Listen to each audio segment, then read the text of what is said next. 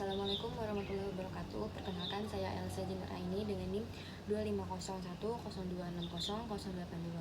Di sini saya akan memenuhi tugas mata kuliah Bahasa Indonesia Karya Tulis Ilmiah. Saya mengambil jenis presentasi materi perkuliahan atau juga bisa disebut dengan ceramah keagamaan, karena tema yang saya ambil adalah sholat sunnah. Baik, langsung saja. Yang pertama itu adalah definisi atau pengertian sholat sunnah.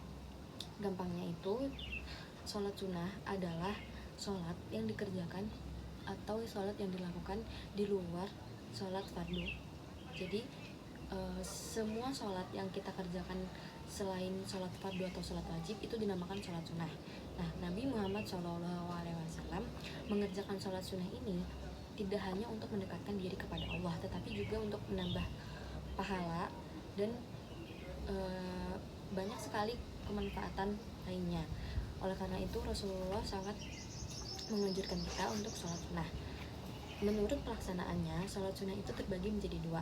Yang pertama ada sholat sunnah berjamaah atau ghair munfarid. Yang kedua adalah sholat sunnah sendiri atau sholat sunnah munfarid. Saya akan menjelaskan keduanya. Yang pertama adalah sholat sunnah ghair munfarid atau sholat sunnah berjamaah.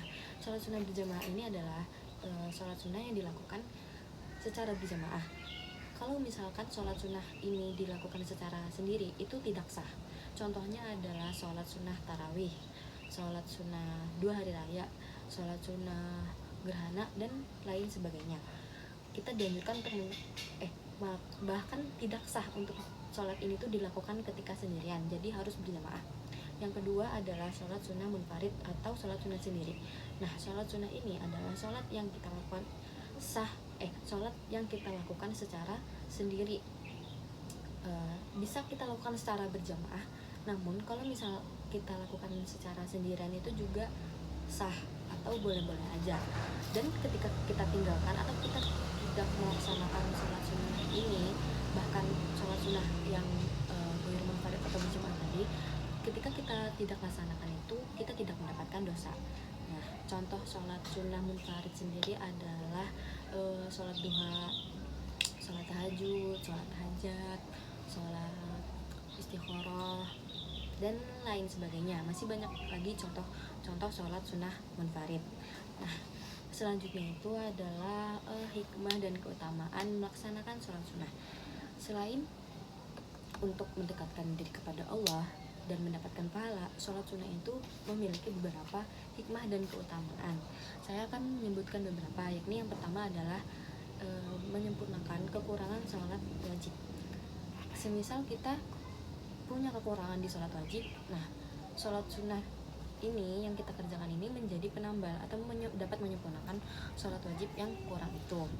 Yang kedua, pastinya itu dapat mendekatkan diri kita kepada Allah SWT. Yang ketiga juga dapat mendapatkan kasih sayang dan pertolongan Allah SWT. Yang keempat itu kita bisa mendapatkan kita bisa meningkatkan derajat dan mendatangkan kebaikan. Yang kelima adalah kita bisa menggapai kehidupan yang diridhoi. Nah, dari banyaknya sholat sunnah itu ada beberapa yang dianjurkan dan ada juga yang beberapa yang tidak dianjurkan. Namun Rasulullah SAW melaksanakan semuanya untuk menjadi tauladan bagi umat Islam. Sekian yang dapat saya sampaikan mengenai materi sholat sunnah. Kurang lebihnya mohon maaf. Wassalamualaikum warahmatullahi wabarakatuh.